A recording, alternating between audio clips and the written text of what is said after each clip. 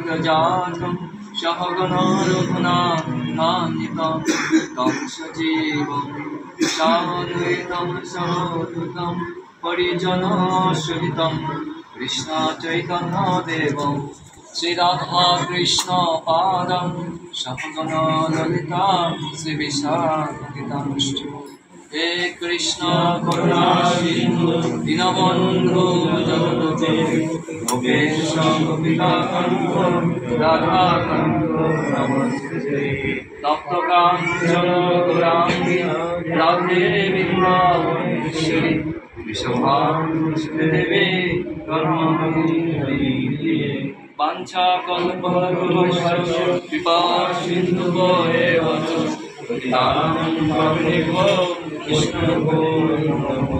সবাই করে জয় শ্রী কৃষ্ণ চৈতন্য প্রভু নিত্যানন্দ শ্রী অদ্বৈত গদাধর শিবাসাদি গৌর ভক্তবৃন্দ হরে কৃষ্ণ কৃষ্ণ কৃষ্ণ হরে হরে রাম রাম রাম হরে হরে। সবাই বলবেন আমার সাথে ওম নমো ভগবতে বাসুদেবায় ওম নমো ভগবতে বাসুদেবায় ওম নমো ভগবতে বাসুদেবায়। হরে কৃষ্ণ। তো এখন দামোদর মাস চলছে, আমরা সবাই জানি এটা পবিত্র মাস, এবং পাশাপাশি আজকে কিন্তু রাত 2টার পরে শুরু হবে দীপাবলি। হ্যাঁ, অমাবস্যা শুরু হবে এবং দীপাবলি জানেন তো সবাই। তাহলে একই সাথে কিন্তু দুইটা মহান তিথি একসাথে আমরা যুক্ত হতে যাচ্ছে। এখন যে দামোদর মাস, আমরা প্রদীপ প্রজ্বলন করবো, এর সাথে সাথে আবার দীপাবলি। তো আমরা একটু দীপাবলি সম্পর্কে বলবো, হ্যাঁ, এরপরে আমরা দামোদর মাস সম্পর্কে বলবো। আর এই সময়টা একটু মন দিয়ে শুনতে হবে, না? ঠিক আছে, ভেরি গুড। তো মূলত দীপাবলিটা কোথা থেকে আসছে, কিভাবে আসছে? আমরা মূলত জানি যে কালী পূজা মানে দীপাবলি। হ্যাঁ, আমরা এটা আমাদের আইডিয়া, ধারণা, এবং আমরা প্রদীপ প্রজ্বলন করি। আজকের থেকে দেখাবো, অনেকে কালকে থেকেও দেখাবো। মূলত আমরা যেটা শাস্ত্র থেকে জানি যে ভগবান রামচন্দ্র ত্রেতা যুগে, কোন যুগে? সবাই বলতে হবে কি যুগে? মাথা জোরালে হবে না, কি যুগ? হ্যাঁ, ত্রেতা যুগ। আপনাদের বলাচ্ছি, আপনারা কতটুকু শুনছেন আমরা বুঝতে পারবো। হ্যাঁ, বাই রেসপন্স। তো ত্রেতা যুগে ভগবান রামচন্দ্র তিনি এসেছিলেন। ভগবান বিভিন্ন সময়তে বিভিন্ন রকম ভাব নিয়ে আসেন। যেমন আমরা দেখি যে ভগবান শ্রীকৃষ্ণ কোন যুগে এসেছে? দ্বাপর যুগে। তিনি আসছেন লীলা পুরুষোত্তম রূপে। কি রূপে? অর্থাৎ তিনি লীলা করার জন্য এসেছেন। রামচন্দ্র ভগবান কি জন্য এসেছেন? লীলাময় হরি এসেছে নদিয়া পরি। আবার সেই হরি আবার নদিয়া এসেছে গৌরাঙ্গ মহাপ্রভু। কি রূপে? তিনি কিন্তু ওই সময় তো আবার এসেছেন কি, তিনি কৃষ্ণ প্রেম দেওয়ার জন্য, ঔদার্য রূপে, অর্থাৎ তিনি দান করার জন্য এসেছেন। আর ত্রেতা যুগে ভগবান রামচন্দ্র এসেছিলেন মর্যাদা পুরুষোত্তম রূপে। কি রূপে? মর্যাদা পুরুষোত্তম। তাহলে এক এক যুগে ভগবান কিন্তু এক এক রূপে আসে। আমরা আলোচনা করব রামচন্দ্রের মহিমা। কার মহিমা? রামচন্দ্রের মহিমা। কোথায় বর্ণনা করা রয়েছে? রামায়ণ। মহাকাব্য রামায়ণ, মহাকাব্য মহাভারত। সবাই এদিকে আমরা রামচন্দ্রের মহিমা কীর্তন করছি। তো ভগবান রামচন্দ্র কি রূপে এসেছেন ত্রেতা যুগে?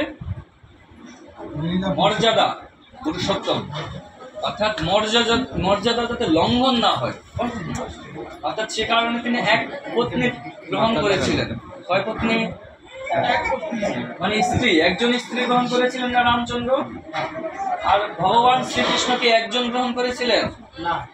হ্যাঁ, অনেক 16,108 তো শুধু দ্বারকাই আছে।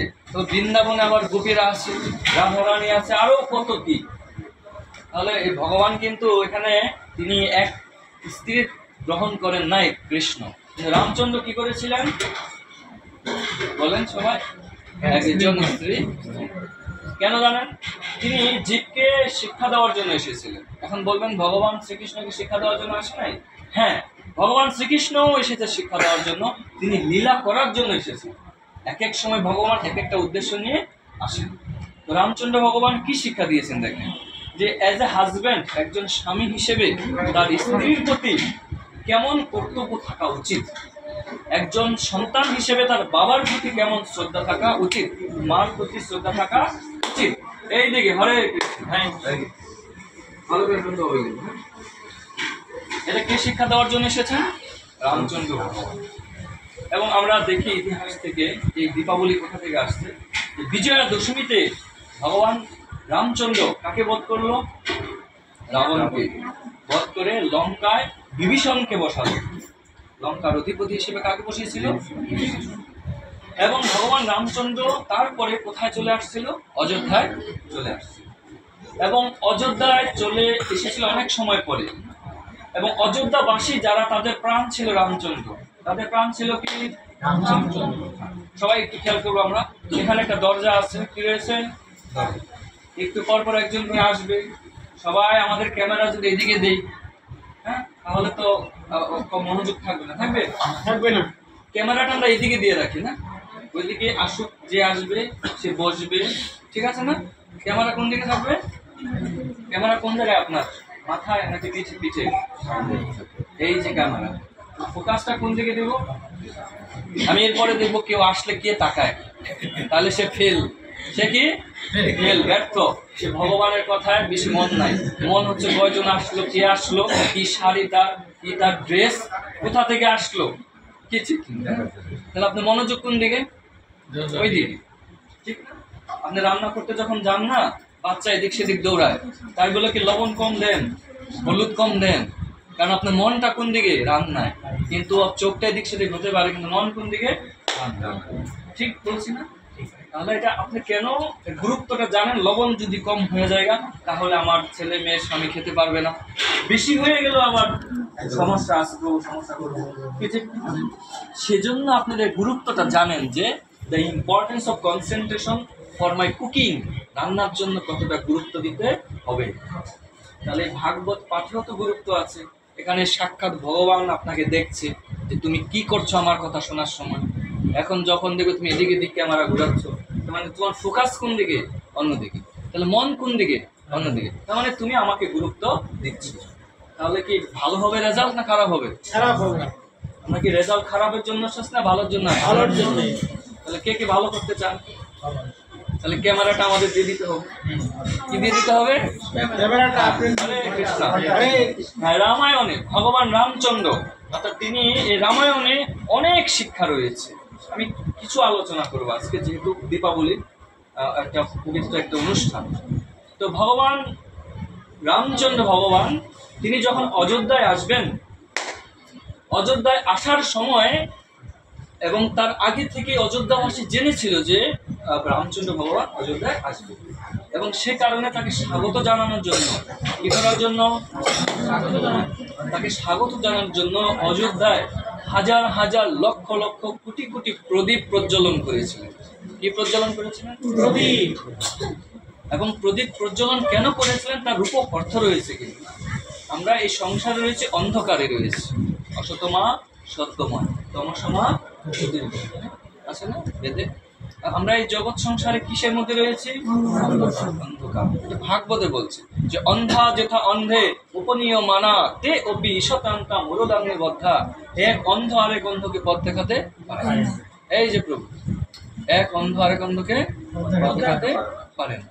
তাহলে যদি আমরা আলোই যদি না থাকে তাহলে পথ দেখতে পাবো। তাহলে সংসারকে বলা হয়েছে অন্ধকারাচ্ছন্ন।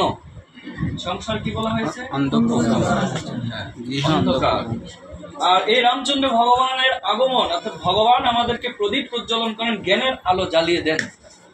এবং কি রূপে এসে? গুরুদেব রূপে এসে। এই জন্য আমরা কি বলি? ওম অজ্ঞানতিমিরান্ধস্য জ্ঞানাঞ্জন শলাকয়া চক্ষুরুন্মিলিতং জ্ঞান তস্मै শ্রী গুরুবে নমঃ। তাহলে গুরুদেব হচ্ছে সাক্ষাৎ ভগবান। জীবেরও নিস্তার লাগি নন্দসুত হরি, ভুবনেতে প্রকাশ হন গুরু রূপ ধরি। তাহলে গুরুকে? গুরু সাক্ষাৎ ভগবান। গুরু এসে তিনি কি করেন? আমাদের হৃদয়ের যে অন্ধকার রয়েছে, অজ্ঞানতার অন্ধকার। কিসের অন্ধকার? Darkness of ignorance. এই আলোর অ্যাবসেন্ট নয়, যে আলো নাই সেটা না, অজ্ঞতার অন্ধকার রয়েছে। আর এর ভিতরে আলো কে জ্বালিয়ে দিবেন? গুরুদেব জ্বালিয়ে দিবেন। এবং চোখ খুলে দিবেন। এখন চোখ কি রয়েছে আমাদের? অন্ধকার। চোখ কি আমাদের? ক্লোজ, বন্ধ। এখন আমাদের ময়ূরের পেখমের চোখ রয়েছে। কিসের চোখ? ময়ূরের পেখমের চোখ দেখেছেন? ময়ূরের পেখমের চোখ দেখি দেখা যায় কিছু না। এখন সেই চোখ রয়েছে বিদায় এই জগৎকে I am totally unable to see perfectly. আমি জগৎকে ভালো করে দর্শন করতে পারছি না। আমি দর্শন করছি কি খাবো, কি দাবো, কি পড়বো, কি করলে আমার ভালো লাগবে, এটা আমি দর্শন করছি। সেজন্য রামচন্দ্র ভগবান তিনি as a agent of torch bearer, অর্থাৎ তিনি এসেছিলেন আলোক বর্তিতা রূপে অযোধ্যায়। কি রূপে? জ্ঞানের আলো। সেজন্য প্রদীপ প্রজ্বলন করা হয়েছে, হাজার হাজার লক্ষ লক্ষ প্রদীপ। এবং এই অযোধ্যার প্রতি দ্বারে দ্বারে প্রান্তে প্রান্তে, এবং যে সরজু নদী, হ্যাঁ, আপনারা অযোধ্যায় গিয়েছেন, কে কে গিয়েছেন অযোধ্যায়? গিয়েছেন না? মানে সরজু নদী রয়েছে, আমি গিয়েছিলাম ওখানে। ওখানে খুব সকাল হলেই ওখানে শুধু রাম মহিমা কীর্তন করা হয়, লক্ষ্মণের মহিমা কীর্তন করা হয়, সীতা দেবীর মহিমা কীর্তন করা হয়, হনুমানের মহিমা কীর্তন করা হয়। প্রতিটা মন্দিরে মন্দিরে হনুমান সেজে বসে আছে। অর্থাৎ এই রামায়ণে এত সুন্দর শিক্ষা দেওয়া হয়েছে, এবং প্রত্যেকটা ক্যারেক্টার, সীতা দেবী থেকে শুরু করে, লক্ষ্মণ থেকে শুরু করে হনুমান, তারা এক একটা শিক্ষা দিয়েছে। আমরা কিছু কিছু শিক্ষা আজকে আলোচনা করি। কিন্তু আপনাদের কি দরকার? ক্যামেরাটা এইদিকে, ঠিক আছে? দেখেন ভগবান রামচন্দ্র কি শিক্ষা দিয়েছে, যে সন্তান হিসেবে পিতা মাতাকে কতটা গুরুত্ব দেওয়া উচিত, এটা তিনি শিক্ষা দিয়েছেন। তিনি কিন্তু মর্যাদা পুরুষোত্তম, মানে কি, যে একটা গৃহস্থ লাইফ যখন কেউ লিড করবে তখন কেমন ভাবে লিড করা উচিত, এই শিক্ষাটা দেওয়ার জন্য কে এসেছে? রামচন্দ্র ভগবান। কৃষ্ণ কিন্তু এই শিক্ষা দেওয়ার জন্য আসে, নাহলে 16,108টা বিয়ে করতো না। এটা কি গৃহস্থ যদি এই কাজ করে? না, বিয়ে করে না। হ্যাঁ, গৃহস্থ যদি এই কাজ করে ভালো বলবে মানুষ? হ্যাঁ, মানুষ কিন্তু ভালো বলবে। কিন্তু রামচন্দ্র ভগবান এই শিক্ষা দিয়েছেন, একজন পত্নী তিনি গ্রহণ করেছেন। Number 1 case. নাম্বার 2 কেস, তিনি দেখিয়েছেন যে সন্তান তার বাবা মাকে কতটা সম্মান করা উচিত। বাবার যে প্রতিজ্ঞা রক্ষার জন্য কত বছর বনে ছিল? 14 বছর। হ্যাঁ, বনে ছিল। এবং আমরা দেখি দশরথ, যে দশরথ তিনি এতটাই বিজ্ঞ ছিলেন এই জগৎ সম্পর্কে, পারমার্থিক জগৎ সম্পর্কে। তিনি একদিন, তার একটা ছোট্ট ঘটনা বলছি, তারপর আরো আমরা ঘটনায় যাব। একদিন তিনি আয়নায় গিয়ে মুখ দেখেছিলেন। আমরা দেখি না আয়নায় মুখ দেখি না? কে কে দেখি? আজকে কে কে দেখছেন? একটা হাত কিন্তু বাদ করবো না, কি ঠিক কিনা বলেন? আয়নাতে ওই মুখ দেখবে যখন, হ্যাঁ, তুমি কতটা বিদ্ধ হয়েছে বুঝবে তখন, কি ঠিক কিনা? হ্যাঁ, আমি ঘুরাই দিলাম একটু। হ্যাঁ, আয়নায় যখন মুখ দেখবো তখন বুঝতে পারবো হাউ ওল্ড আই এম, আমি কতটা বৃদ্ধ হয়েছি। কিন্তু যে আয়নায় মুখ দেখে নাই সে বুঝতে পারবে না যে কতটা বৃদ্ধ হয়ে গেছে। ঠিক আছে? তা আজকে এই পাঠ শেষে আপনারা বাড়িতে গিয়ে আরেকবার আয়নায় মুখ দেখবেন। সবাই কি করবেন? আয়নায় মুখ দেখবেন। কি দেখবেন আমি বলবো। সবাই রাজি আছেন? সবার বাড়িতে আয়না আছে তো? না থাকলে আমরা কিছু আয়না নিয়ে আসছি। ঠিক আছে? উৎপাদনে আয়না। তো দশরথ মহারাজ তিনি আয়নায় গিয়ে মুখ দেখেছেন। গিয়ে দেখেন তিনি হঠাৎ করে তার চোখ নজর পড়েছে, আয়নায় কিন্তু আমরা সবসময় সবকিছু দেখি না। যদি লিপস্টিক দিই তাহলে ঠোঁটের দিকে তাকাই, ঠিক কিনা? যদি মাথায় তেল দিই তাহলে চুলের দিকে তাকাই। খেয়াল করবেন, হ্যাঁ, আপনি যেটা দেখতে চান ওই দিকেই তাকানবেন। তো দশরথ মহারাজ তার চুলের দিকে তাকাইছে। কোথায় তাকাইছে? সবাই জোরে বলেন কোথায়? আমরা কি তাকাই চুলের দিকে? না না, আয়নায় সবচেয়ে আগে আমরা চুল দেখি। কি দেখি? চুল। হ্যাঁ, চুল সব ঠিকঠাক আছে কি? ঠিক বলছে কিনা? যার চুল নাই, দুই একটা চুল আছে, এও দেখে যে ঠিকঠাক আছে। বাবু ঠিকঠাক, এর ওর মাথায় কিন্তু স্টুডিয়াম, তাও হলেও কিন্তু আয়নায় মুখ দেখেন। কিছু মনে করবেন না, ক্ষমা করবেন, হ্যাঁ, জাস্ট বোঝানোর জন্য। তারপর আয়নায় মুখ দেখেন কিনা আপনি? প্রতিদিন প্রতিদিন দেখেন। কারণ এই কলিযুগে মানুষের অহংকার হচ্ছে চুল। মানুষের অহংকার কি? চুল। ভাগবতে বলা হয়েছে যে এই কলিযুগে মানুষের কিছু কিছু অঙ্গ রয়েছে যেটা তার অহংকার। আপনি চুল যখন ফেলে দেওয়া হবে আপনার আর ভালো লাগবে না। ঠিক বলছি কি? তো এখন রামচন্দ্র ভগবানের বাবা দশরথ মহারাজ আয়নায় গিয়ে মুখ দেখেছেন। প্রথমে চুলের দিকে তাকিয়েছেন, দেখে যে দুইটা চুল পেকে গেছে। কি করেছে? আর যেই তিনি দুইটা চুল পাকা দেখেছেন, তৎক্ষণাৎ তার স্মরণ হয়ে গেছে যে আমার এখন সময় কি হয়ে গেছে, শেষ, আমার আর রাজত্ব করা যাবে না। এই চুল দেখে কিন্তু দশরথ মহারাজ তিনি সিদ্ধান্ত নিয়েছিলেন যে আমার এই রাজ্য পরিচালনার দায়িত্ব আমার সন্তানের হাতে দিতে হবে। ভালো করে জানবেন কি দেখে, চুল। এবং এরপরেই কিন্তু তিনি এই সিদ্ধান্তে আসছেন। তাহলে আমরা চুল যদি আমাদের সাদা থাকে, এই সাদা কেন হয় চুল, এই দেহের প্রতিটা অঙ্গ প্রত্যঙ্গ এই সব কিছু কারণ রয়েছে। চুল তো সাদা না হলেও হইতো না, এই জগতের সৃষ্টির সব কিছু কারণ রয়েছে। ভগবান কেন আমাদেরকে এই চুলগুলি পাঠিয়ে দেন, আমাদের বোঝাতে চাচ্ছেন যে আর তোমার সময় বেশি নাই, গোবিন্দের চরণে যাও। এবং আমরা কি করি, এই সাদা চুলকে আবার কলক দিয়ে কি করে দিই, আর আমরা বলি যে না এখনো সময় হয় না। কি ঠিক বলছি কিনা? আমি বিভিন্ন ডিস্ট্রিক্টে ঘুরি, অনেক জেলায় ঘুরি আমি সারা বাংলাদেশে, বিশেষ করে খুলনা বিভাগে। ওইখানে আমি দেখলাম একটা চিত্র, ওইখানে যে কেউ সাদা চুল কেউ রাখে না। অবাক করা কারণ, আপনারা যাদের খুলনা আত্মীয় আছে দেখবেন, যে মহিলা হোক সে পুরুষ হোক যেই রকমই হোক না কিন্তু যেই চুল সাদা হয়ে যাবে কলপ দিয়ে আবার কালো করে দেবে। তার মানে কি, আমরা সবসময় ইয়াং থাকতে চাই। কি থাকতে চাই? হ্যাঁ, আমরা মানে ইয়াং না, আমরা যাতে বুঝি যে না আমরা আরো বহুদিন বাঁচবো। কিন্তু দশরথ মহারাজ বুঝিয়ে গিয়েছিলেন যে না বেশি প্ল্যান করা উচিত হবে না। অর্থাৎ আমার সময় যখন চলে আসবে, বয়স চলে আসবে, তখন আমাদের সিরিয়াস হওয়া উচিত, মোর সিরিয়াস। কিন্তু প্রহ্লাদ মহারাজ শিক্ষা দিয়েছেন কৌমারাত আচারেত প্রাজ্ঞ, অর্থাৎ ছোটবেলা থেকেই ধর্ম শিক্ষা গ্রহণ করা উচিত, ধর্মীয় লাইনে যাওয়া উচিত। কিন্তু আমরা এই কলিযুগের মানুষ, অনেক দায়িত্ব কর্তব্য রয়েছে, সব ঝামেলা শেষ করে দিয়ে তারপরে আমরা ঝাঁপ দিব কোথায়, হরিভজন। কোথায় ঝাঁপ দিব? হরিভজনে। একটা ছোট্ট ঘটনা বলছি। তো এক ব্যক্তি এরকম ছিল, সে শুধু প্ল্যান প্রোগ্রাম করছে না, যে সে সমুদ্রে গিয়ে স্নান করবে। কোথায় গিয়ে স্নান করবে? সমুদ্রে।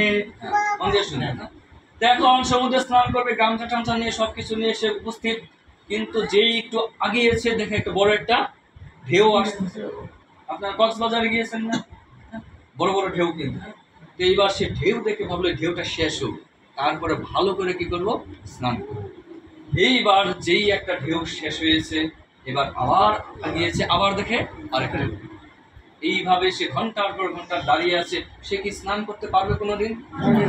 এক জেলে এসে বলছে যে আপনি 3-4 ঘন্টা ধরে একবার আগান একবার পাশান, ঘটনা কি?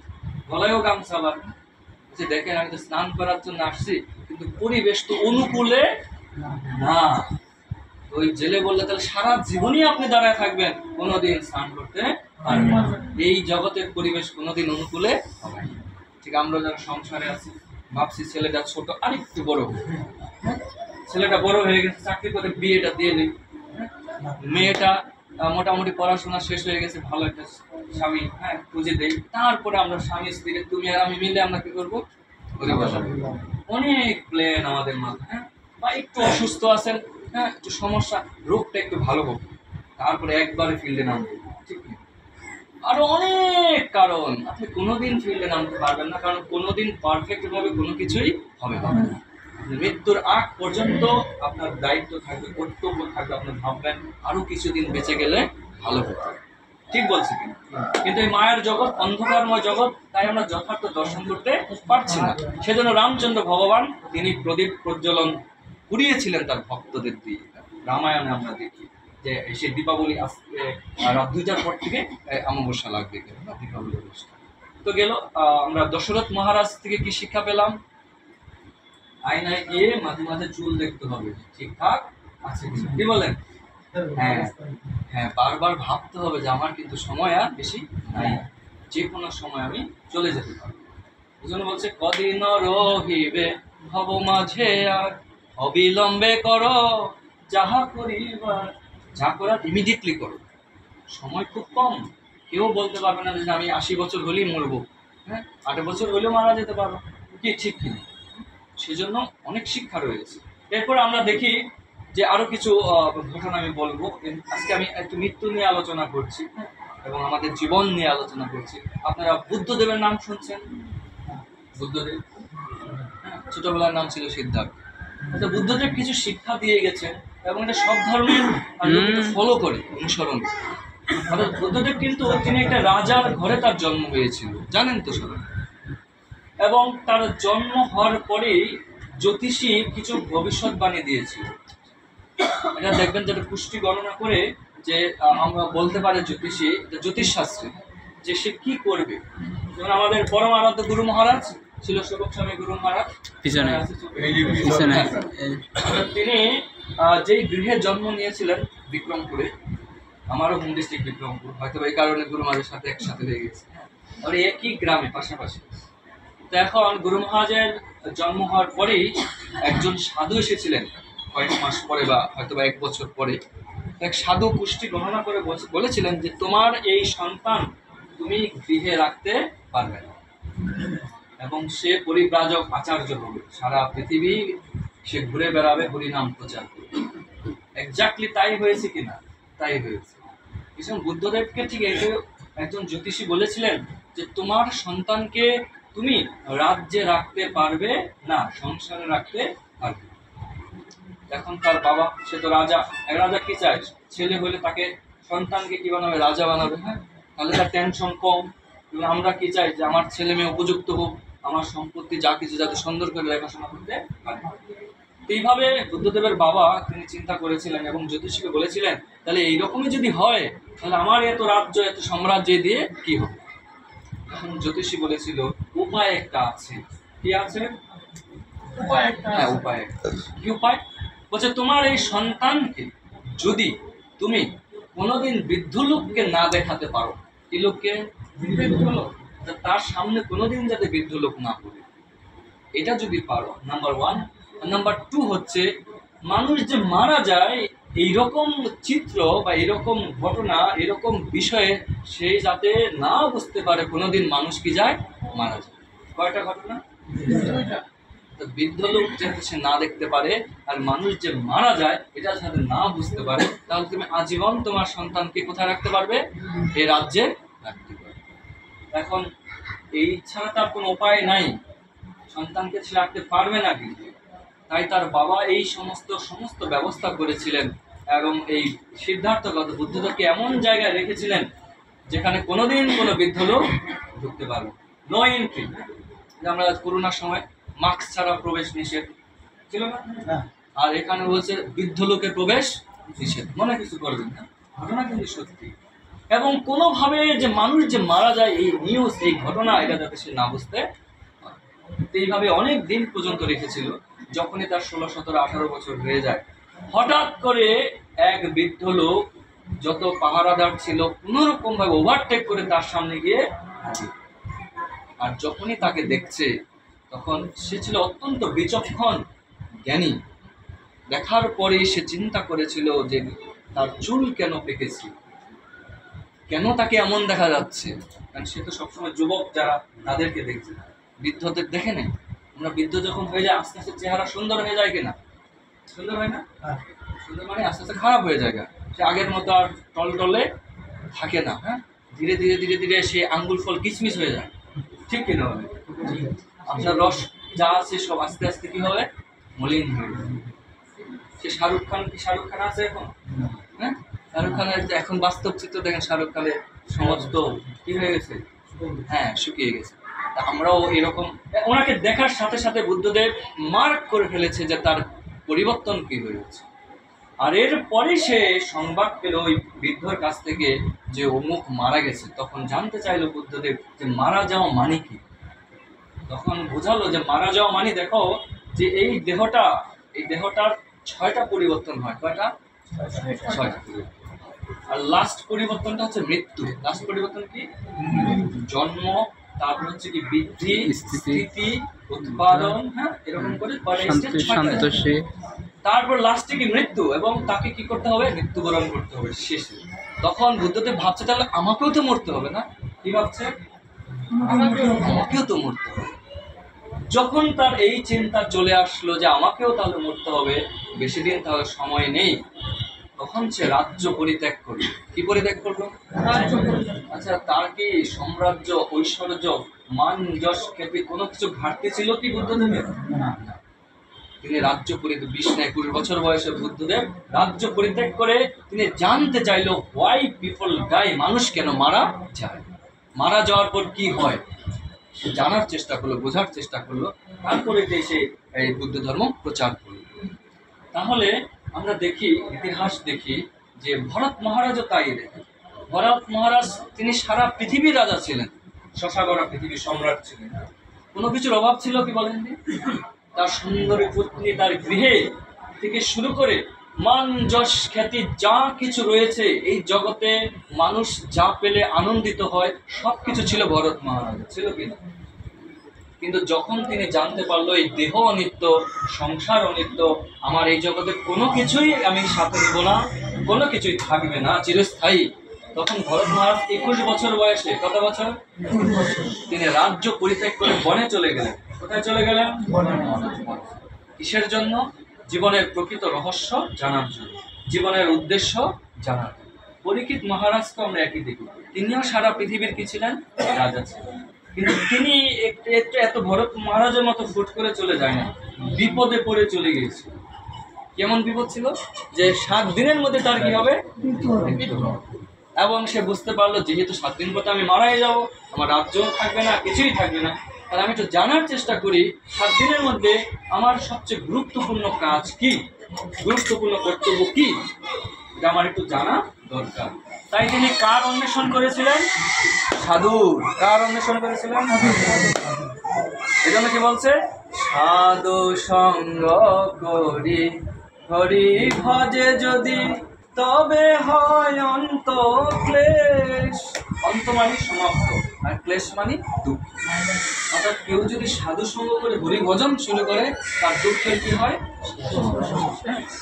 এখন সেই পরীক্ষিত মহারাজ বুঝতে পেরেছিল আমাকে সাধুর কাছে যেতে হবে। কার কাছে? আর আমরা চিন্তা করি যে টাকা কি করে কামানো যায়, ওই দিকে যেতে হবে।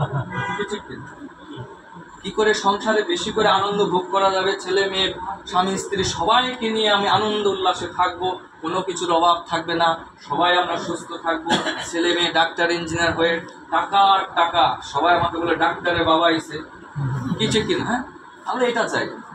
কিন্তু আচার্যরা, যারা সাধু সন্ত মহাত্মা রয়েছে, তারা এগুলো চায় না, কারণ জানে এটা অনিত্য, কিছুদিনের ব্যাপার সেপার, কিছুদিন পরে সমাপ্ত হয়ে যাবে। এবং সমুদ্রের পারে অনেক সুন্দর করে আপনি যতই সুন্দর করে বালি দিয়ে ঘর বাড়ি বানান না কেন, কিছুক্ষণ পর ঢেউ এসে কি করবে? লেভেল করে দিয়ে যাবে। কি করবে? লেভেল করবে। আপনাকেও লেভেল করে দিয়ে যাবে, কিছুই থাকবে না। তো সে পরীক্ষিত মহারাজ সেজন্য কার অন্বেষণ করেছিল? সাধু। আর সেই রকম সাধুর কাছেই তিনি চলে আসছিলেন শুকদেব গোস্বামী। তার বয়স ছিল 16 বছর বয়স। কত বছর? 16 বছর। অর্থাৎ 16 বছরের বয়স, যদিও বয়স কম, কিন্তু তিনি মুক্ত পুরুষ ছিলেন, এই জগতের কোনো মায়ার বন্ধনে তিনি আবদ্ধ ছিলেন না। তাহলে আমরা দেখি যে যে পারমার্থিক জ্ঞানটা এটা বয়সের উপরে নির্ভর করে না। কারণ একটা বাচ্চা ছোট দেখছি তাকে আমি, কিন্তু সে পূর্ব বহু জীবনে অনেক সাধনা ভজনা করে যে ধ্রুব মহারাজ 5 বছর বয়সে ভগবানকে প্রাপ্ত হয়েছে। তাহলে এটা আশ্চর্যের বিষয় না? 5 বছর, হ্যাঁ, এই জীবন আগের জীবনে সে অনেক দূর এগিয়ে আছে। কারণ আমরা বয়স বিচার করে কাউকে ধার্মিক বলা চলবে না, যে সে অনেক বৃদ্ধ হয়ে গেছে, অনেক ধর্ম জানে, বলা চলবে না। অনেক আধ্যাত্মিক জ্ঞান রয়েছে, মায়া থেকে মুক্ত হয়েছে, বলা চলবে না। পরীক্ষিত মহারাজ তিনি যখন বুঝতে পারলেন, জানতে পারলেন যে না, আমার এই জীবনের উদ্দেশ্য কি, রহস্য কি, সাধুর কাছ থেকে আমাকে জানতে হবে। কার কাছ থেকে? সাধুর কাছ থেকে। এই জন্য বলছে সাধু সঙ্গ সর্বশাস্ত্র কয়, লঘুমাত্র সাধু সঙ্গে সর্বশাস্ত্র। আর সে আসলেই জেনেছিল পরীক্ষিত মহারাজ শুকদেব গোস্বামীর কাছ থেকে 7 দিন 7 রাত, 7 days 7 nights without eating, without sleeping, না ঘুমিয়ে না খেয়ে একই জায়গায় থেকে তিনি ভগবানের এই দিব্য জ্ঞান তিনি লাভ করেছিলেন, আত্মজ্ঞান লাভ করেছিলেন।